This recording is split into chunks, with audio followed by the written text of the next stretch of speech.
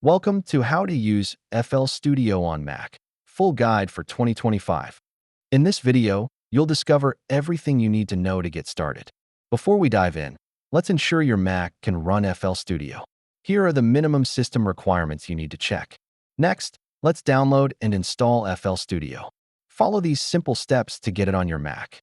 Once installed, it's crucial to set up your audio and MIDI devices correctly. This ensures smooth operation during your music creation. With your devices set up, let's take a look at the FL Studio user interface. We'll explore the key panels and tools that you'll use regularly. Now, let's create your first project.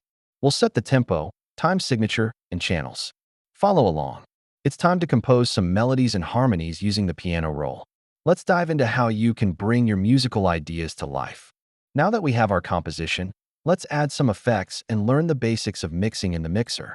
This is where your track will really shine.